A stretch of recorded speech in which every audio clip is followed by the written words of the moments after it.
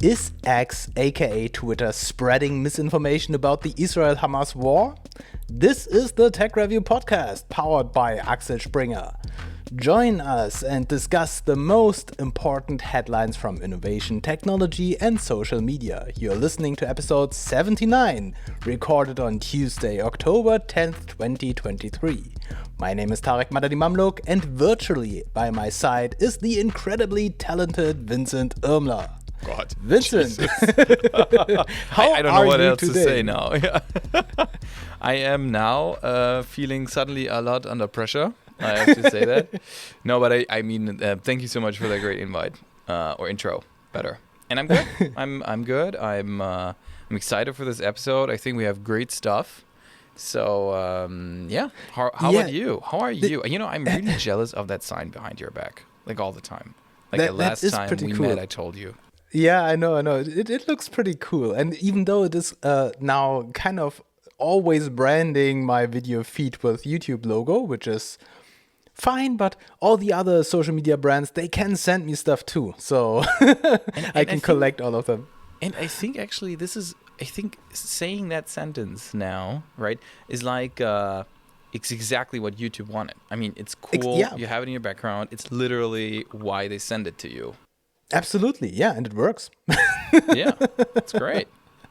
Yeah. And regarding the questions, how I am, I'm also very excited for this episode because we are trying a little bit new today. But what I did not expect last week was that we are going to talk about war. Or like a new war. This came as a surprise, basically, for almost everyone. Oh yeah, and for so sure. This is, even though I'm enthusiastic and I'm looking forward to these topics, it is kind of a sad time that we now have to report about another war. Definitely, and I think also our position as media company is specifically important. I think that's also what we're going to talk about today. Therefore, I think it's important and necessary that we talk about it. It's just how it is. That's why we're a media company. Yeah, absolutely. Yeah. Okay. Before we go to the main story today, let's start with some shorts. And now, this. And I'm going to start with something from Ars Technica. Because Ars Technica is reporting about Apple's new next-gen plans for the Vision Pro headset. Apple's Vision Pro is set to launch in early 2024, and it's already getting a makeover. Early complaints about the initial version include neck strain due to its 1 pound weight. Apple's solution? A lighter model. They are working on reducing both size and weight to enhance user comfort. But that's not all. Apple is exploring different avenues, including a lower-end model to make the technology more accessible. And for the tech enthusiasts, a more powerful version might be in the pipeline, promising improved performance for gaming and other uses. One more thing.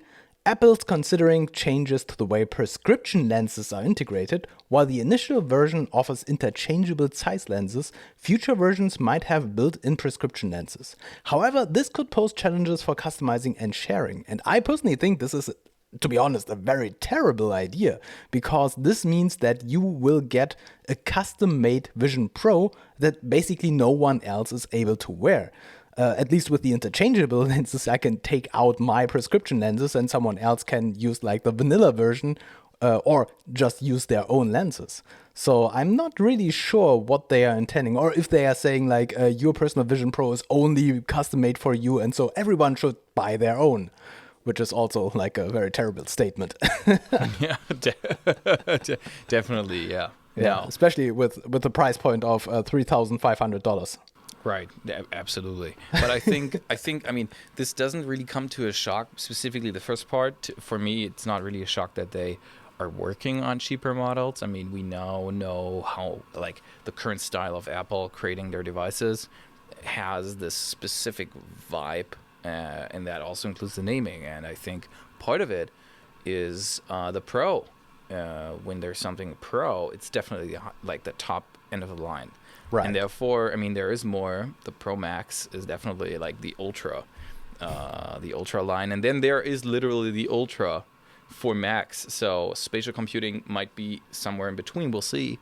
But To me, that doesn't come as a shock that the Vision Pro is now eventually getting a cheaper model, and also that they're working on the design and on the weight. I mean, I would think that this is one of the first things that a company like Apple would try to change, specifically the battery pack on your belt. Yeah. Just because they're in a positive way, they're maniacs about the design, right? So Yeah. this is something I would expect them to change like immediately. Yeah. All right. Vincent, what do you got? Yeah. So I have an article. I have two articles actually for the quick round, and this article I'm showing right now. This article is about threats. Later, we're going to talk about X, as you know, and I thought I'm going to bring something from the other end, which is threats. And threats saw huge uplift when it launched. Now it's down by a lot, which is fine because threats is still in development. Plus, it's only for the Americas and for UK, and then for like some other countries, it's rolling out more even like step by step, but it's not for European Union. Right, so it doesn't touch us right now in that second, but threats definitely sees that people are using it, but not a lot, or not as much as they really hope for. And this article I'm showing right now is about how threats is looking into things to do to increase engagement and time spent. So when you're posting something, you'll be able to post a GIF, or you'll be able to pose a poll. This is not possible right now. They're also looking into editing of posts, also something that it's not possible for you to do right now, and hasn't been for a very long time on X. So yeah, they're looking into this. And then I think the most interesting feature, something that we're kind of missing at Threads right now, we all are missing right now when we're using it, if we can use it, is the activity slot. So X is an Instagram, and Meta in the end is very much showing that they're not really keen on having news, specifically hard news, on their platform. For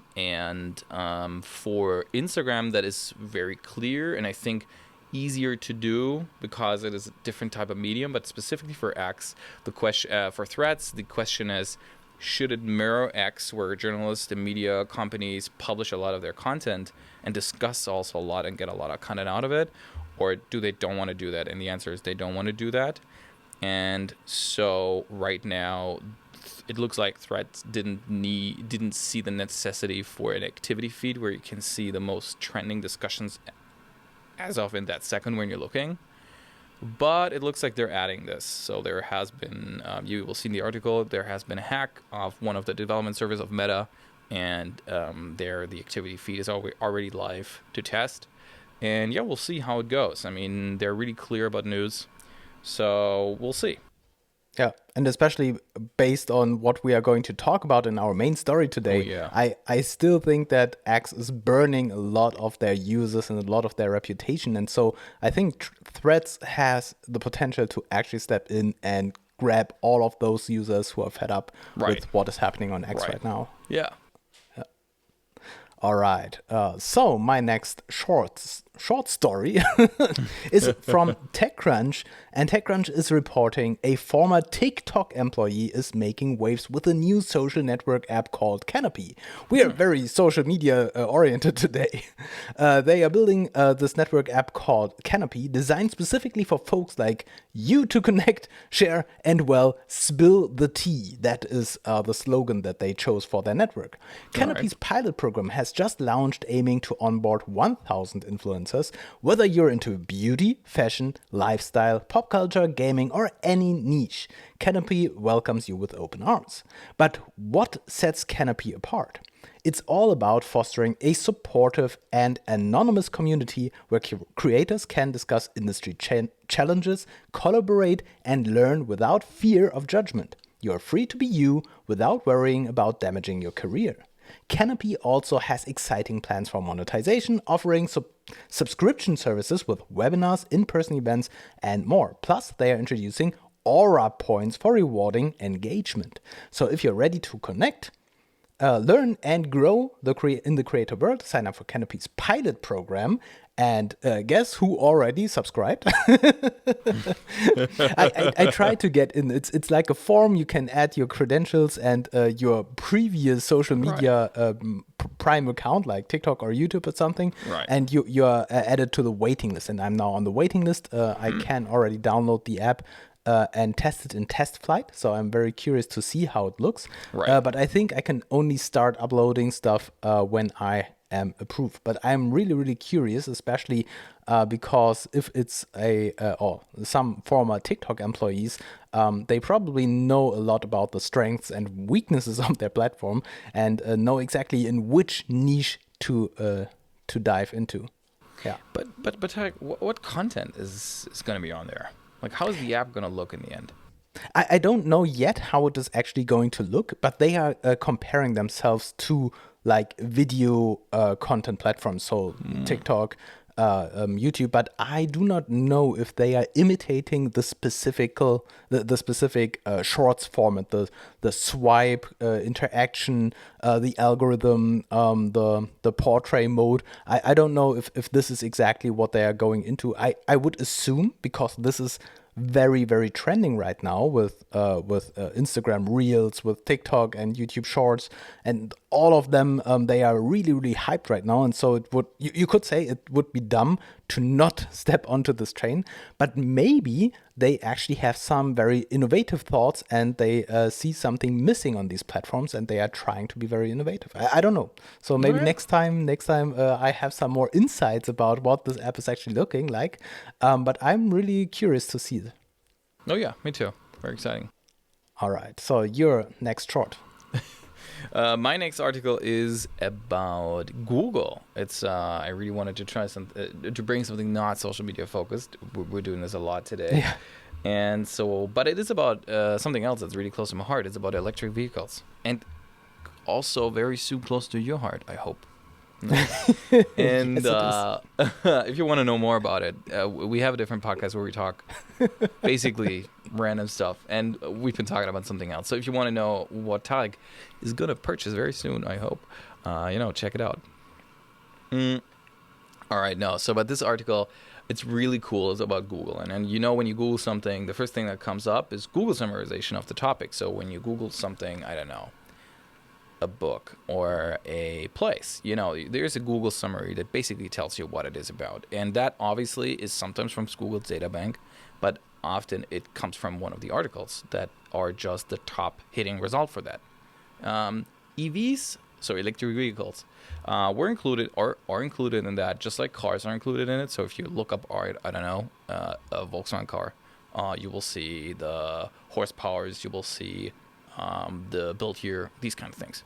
But up until now, there were only very limited information about like what the range of an electric vehicle is, what the charging speed is, and a lot of other stuff. So right now, the range, for example, battery size, these kind of things, sometimes were included, sometimes not. And Google now is stepping up and including this in the Google search. So when you look up for an electric vehicle, soon, step by step, they're rolling it out to all users. You'll be able to see a lot more about the electric vehicle. Actually, something very interesting I very much like, they're also adding or upgrading their fuel calculator, and they're adding a comparison mode to battery range. So this will show the user, compared to other devices, to other cars, how much you're going to pay for how much range. And I think that's a really cool thing to look at. They will also add a information about incentives. So based on your location, they will tell you in your state, in your country, the government is giving that amount of money if you purchase such a car or if you lease such a car. And I think that's also something we really desperately need, just because it's very difficult sometimes to find the right funding. And because there is a lot out there, go check it out. It's great, but you got to be up to your game, and you really got to want it to understand. Yeah. So, or to figure it out. And Google's rolling this out right now, a new mode to look for electric vehicles and to learn about it and get more. And I'm looking forward to test this. I mean, as soon as I have it, I'm sure it will come up on my Google search. It's really cool. Yeah, absolutely. Especially because now I'm getting into this game as well. There are so many factors that you're manually searching and comparing and making lists and start calculating and misunderstanding, because it's not that easy. And so I think it's a really great thing to automate this. Also, I mean, I think, like 5 years ago, 6 years ago, electric vehicles definitely were down in range. But I think a lot of people still don't know like how far you're actually getting with a full charge battery. And therefore, I think you just got to be more present, got to put this more into people's heads to make it more of a topic and to make it also more realistic as like a purchase of any kind. So, or like as an option if you're looking for a new vehicle. And therefore, I think it's really good that they're including this calculator and this comparison, because as far as I understand, this is going to be there at all times. So even if you look up a different thing, it will give you also battery electric vehicle range. And I think that's really cool. Yeah. Absolutely. All right. Yeah. And now, this. Tarek, before we get to our major article, without asking you, I thought I'm going to add a trivia just to surprise you. Yeah, all right. I thought it would be funny. It would be funny. I thought I'm going to ask you a question, all right? Because this is something, because this is something I asked myself today. What year was Twitter founded? Okay, this looks much more in sync than it was supposed to be. I have my soundboard always ready. Always ready. I love it. It's great. Okay. That's, oh man. I mean, I'm old enough to that I should know that. I mean, Twitter, it's pretty old. Let's just. How about this? How about you think about it, and then for all of the listeners, we'll resolve it after the main piece. That's a good idea. Stay tuned. All right. We'll resolve it after. It's not what you think. I can tell you so much. It's not what you think. Yeah. You already know what I think. Okay. And now, this. All right, the main piece. We're talking about X. We're talking about the war. We already said that. And the article comes from me today. And it is an article about Twitter, or formerly known Twitter, now X, owned by Elon Musk. And as you know, Elon Musk is doing a lot of budget cuts to get down the amount of money they're paying on a lot of standing services. So a lot of the fixed costs they're trying to kill in order to make Twitter more profitable in the end. And one of those huge things they had, and I remember that we spoke about this like a year ago, is when they purchased Twitter, one of the big realizations was they have a huge contract with Google Cloud to use cloud services from Google. It was around $1 billion back then, and it wasn't really clear what the penalty is if they just don't use the budget they bought there, they purchased there in a contract. And so Elon Musk decreased, and that means, of course, for everyone who knows what a cloud service actually does, and also for everyone who doesn't know, I'll explain it now. It means that they're moving services off Google Cloud, and obviously a lot of those services are necessary to run the X as we know it and like it and use it, and therefore they have to put it somewhere else. And the answer for Twitter back then, now X, was and is to move it on X own servers. So far, so good. Okay.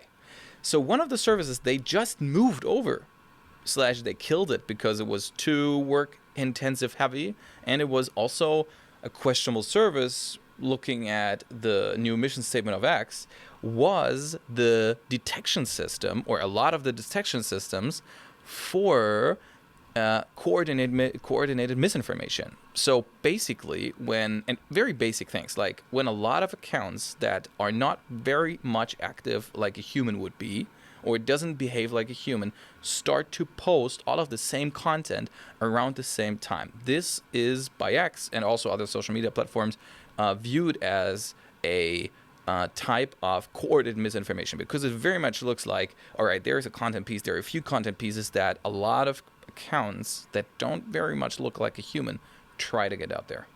Sometimes they look like a human, still this would fall under this category. And X, this is not the first thing they did. There were also reports about X removing more and more, or in the end firing a lot of the team that is responsible for these kind of actions.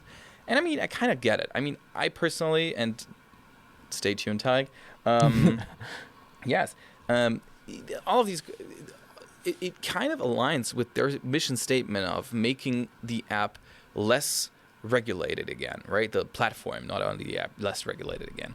And so there was the report that they let the last actually specialist for this topic go a few months ago. And now, unfortunately, they just killed the service.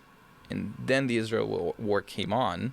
And misinformation now is spreading all over X, or all over X, without really, X being able to control it to the extent they would have a few years ago, or say Facebook or Instagram would now be able to lock this down and, lock it up to make sure it's not spread even further. And that results in a huge shitstorm right now. And my question for you, Tarek, or my question basically is, do you think it aligns with the mission statement of X, this action? Yeah, I mean, of course, it somehow does. Elon Musk is known for promoting this more liberal approach and liberal approach for freedom of speech. So actually wanting people to be unfiltered and uncensored as long as they are not like illegal, like spreading like literal hate and violence.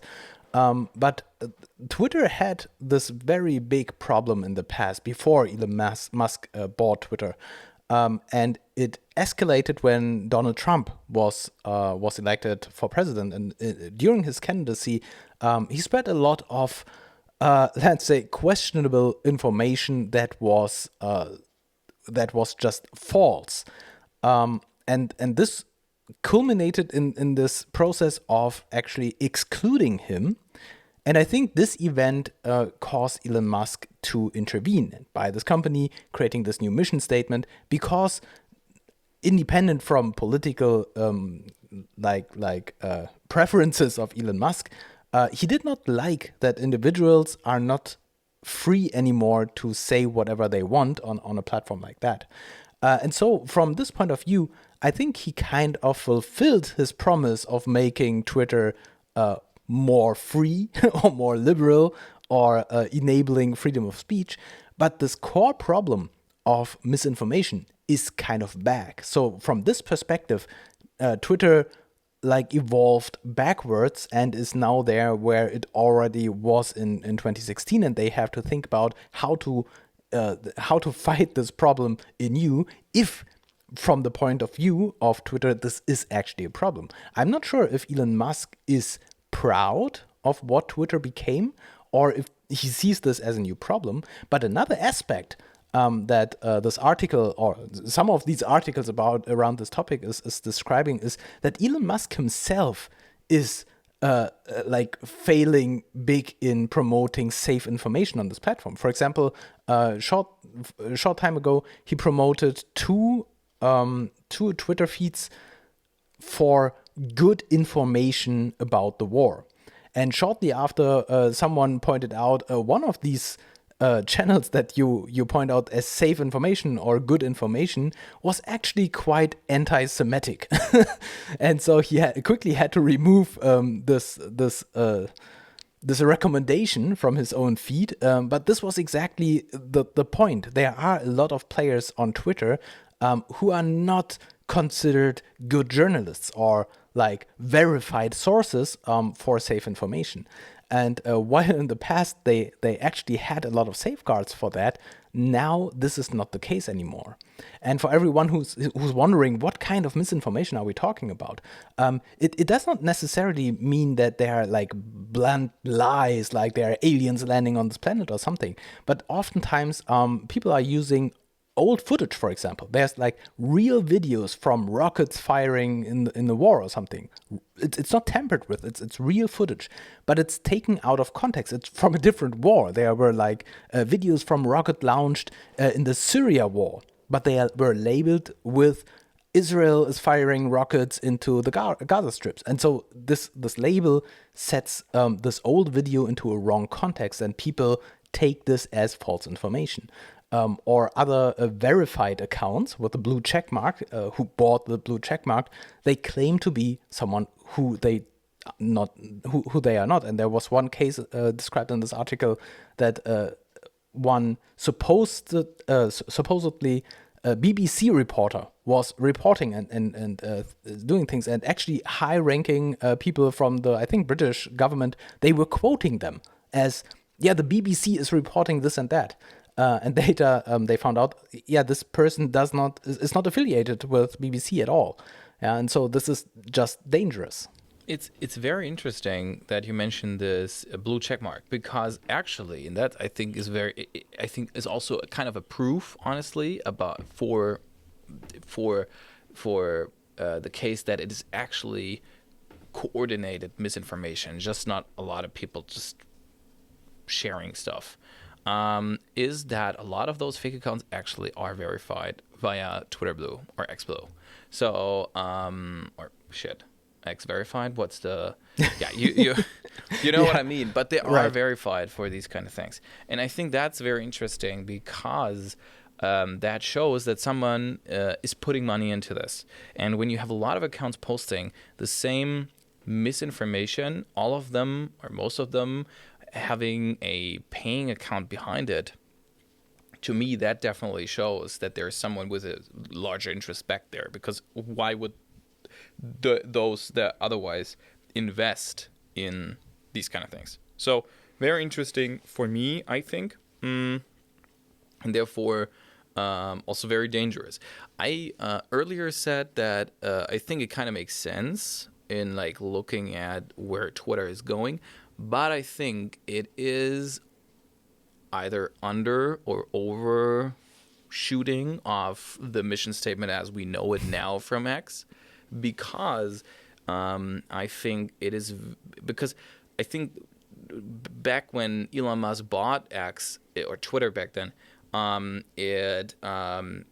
mission was very clear to make it unregulated or less regulated, so that people are actually, it is kind of a open forum where everybody can talk and say whatever they want without having to worry about maybe political or religious or any kind of human kind of censorship. And I think now, however, we're at a point where this is different. I think this is not, you are not being censored. You can say whatever you want. When coordinated misinformation is happening, I think that this is also not good for free speech, because I think it is censorship in a different way. So my argument would be it is not aligned with the mission statement, and I think that also Elon Musk right now must be quite frustrated.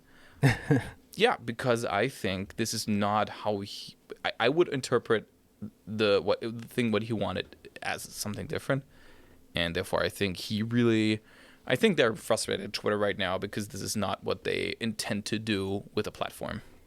Yeah, it's very hard to say, because I believe Elon Musk has a very different perception of the world at large than we have. And so it would be very interesting to actually just ask him what his perception is, how he feels about the course and the state of Twitter right now. But we have to say, it's not that Elon Musk is doing nothing. He is actually already working on this, but he prioritized a different approach.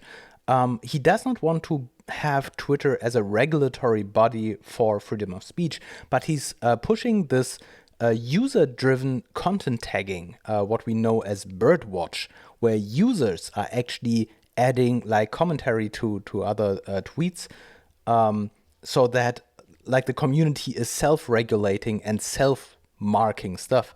But it does not really work in terms of fighting misinformation, because it's just like an opinion on an opinion, right? Yeah, it's interesting that you also mentioned that, and it's really funny because this is the next thing I wanted to say, because there was a crowd, but this is also something that I don't really understand about the existing X app and platform, because they had this crowdsourced system where you were able to flag a post as potential misinformation, and then someone would review it. And I think that's kind of the easiest way, right, to go around this, because you just need a team of people, like actual people, not an AI, or maybe supported by AI, of course, but like you need someone to actually just review what people have sent in. And I mean, a lot of times, potentially, it's also just going to be people who just, hate each other's posts, so they're going to flag it as misinformation. So you're going to review that and say, no, that's it's a personal feud or whatever it is. I don't know. But then again, you will also find a lot of things that are flagged that are potentially just wrong, I mean, there's always like this gray common ground where you could flag something as potentially political, not correct, or potentially not, like, for example, TikTok has this flag where as soon as the AI understands that there is something like extreme sport or maybe anything, it flags it as potentially something that could hurt you if you try to replicate it. And I think that's a very easy way to go around this, not because I think it does a lot in the perception of the specific piece at first, but I think it raises the awareness of the user for, okay, this is something that might be manipulated because it is flagged as something that might be beneficial if, I don't know, turn in a specific direction. And so this system actually was taken down. And I don't really understand why. I think in the end, I would say because of cuts in the team that is reviewing these kind of things. But to me, like, it looks for me as something that's super easy to do. So, Elon, if you listen to this, please bring it back. Because what you just said, I mean, it kind of works, but we see so much stuff that's not supposed to be on X. And also something that a lot of X premium users say, and also some of the X employees are saying, we see some of the content that is just not right, and it's also being flagged as misinformation by the user. So this crowd system right now doesn't seem to work. So we need a different one to make it work. Yeah. And one point is in the system where you have the freedom to say anything you want and you have the freedom to follow anyone you want, one might argue that you should do your own research and find the people that you trust and you follow them and you only believe what they are saying. But that is problematic if you have an algorithm that is actually pushing stuff into your timeline based on this algorithm. And so I can't be safe on X. And to be honest, I stopped using X because I was totally annoyed by what the algorithm was shoving into my feed. I did not like the stuff that I was reading there, and I have no idea why the algorithm always thought I might like that. So I'm not an active X user, but this is basically the argument why it's supposedly okay that there are also bad players in there, because it's your responsibility to understand what you're believing or whatnot. Yeah, true. But there's one quote that I really like from that I read on, I think, CNBC, where Ian Bremmer, who's the president and founder of a consulting firm Eurasia Group and its G0 media arm.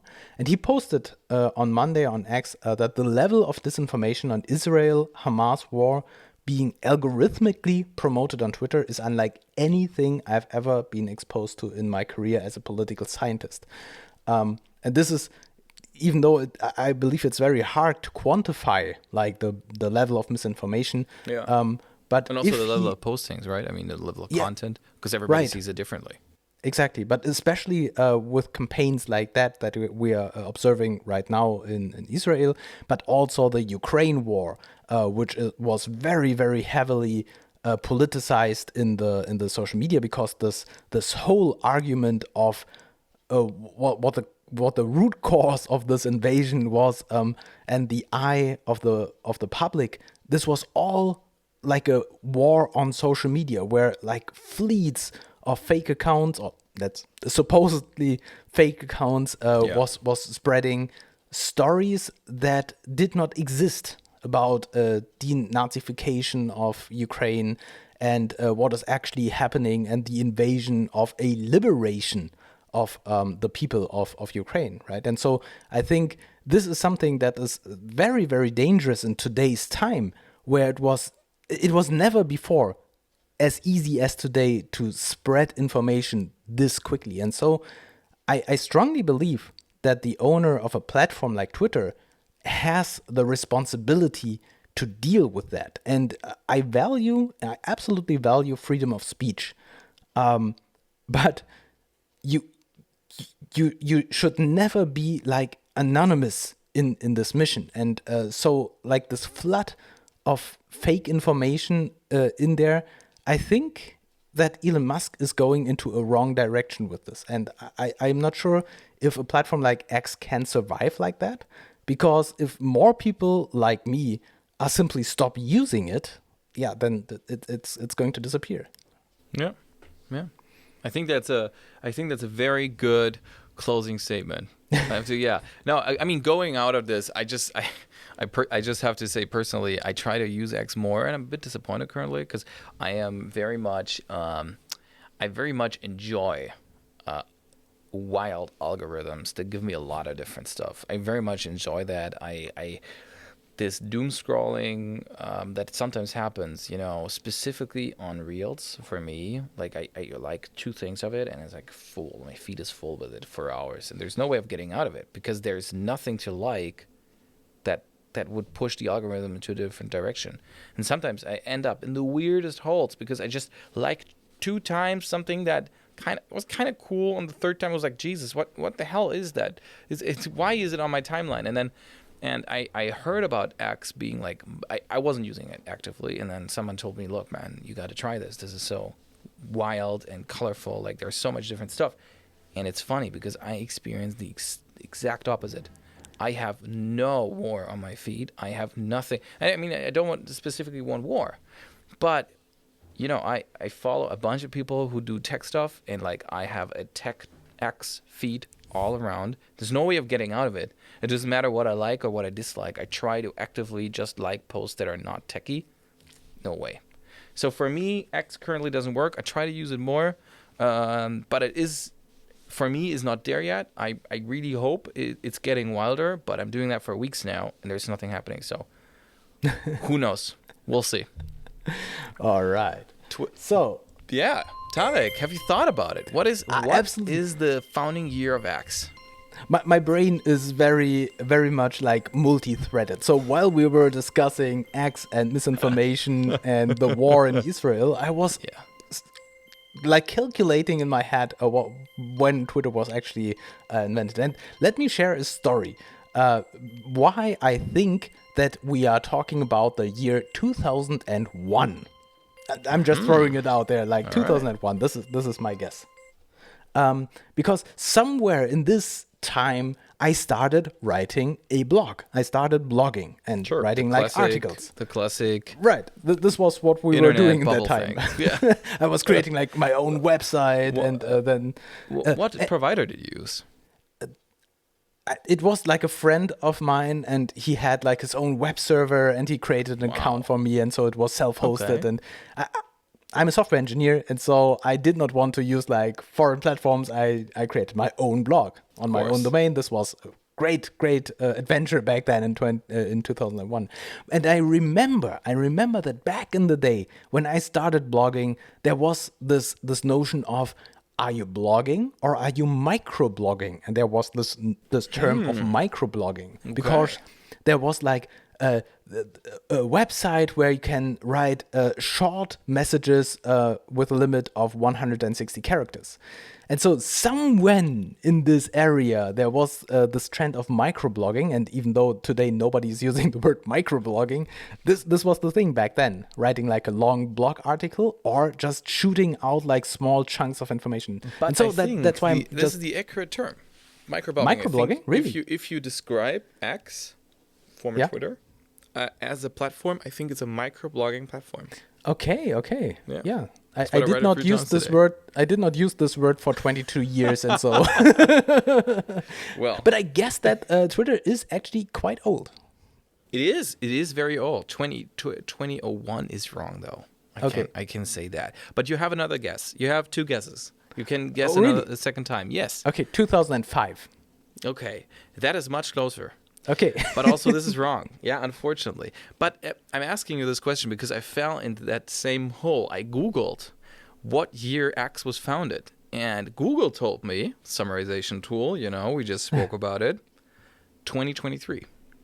And yes, because the entity known as X was founded in 2023. But the original Twitter was founded by Jack Dorsey in 2006. 6. Yes. But my second guess was not that far away. No. And actually, I mean, I have it up. No, actually, I have it up, and it's the 23rd of March, right? So I would say that, you were thinking probably of Christmas 2005. And therefore, you're really close, Tarek. You're really close. Your gut feeling was right. But yeah, okay. But 2001 was way too early. That was the time of my amazing blog, self-hosted. I mean, I think 2001 also is not such bad of a guess, but why I ruled it out when I Googled it before, I also had the feeling it was 20. I was thinking of 2008, actually, 2007, 2008, and then I realized I was thinking of Facebook. But why 2001 wasn't a thing, because I would have ruled it out because of that, is because of the operating system that was active back then. Most of the people would have used either Mac OS, not 10, but I don't know, what is it? Liquid? Something like that. But Aqua, I think, was the wording. And then Microsoft 2000 ME. Right? Yeah. Millennial Edition. Yeah, I know. And that was not made for the information highway. So, and Internet came with XP, which launched in 2003. So, it must have happened after XP. Yeah. Nice. Yeah. Well, there you have it. Okay. Now everyone learned some history lesson. We are very educational here in this podcast. Ah, yes, we are. In German, we would say we have a, what is it? Bildungsauftrag. We have a Bildungsauftrag, yes. Well. All right. Our time that was is fun. up. Thank you.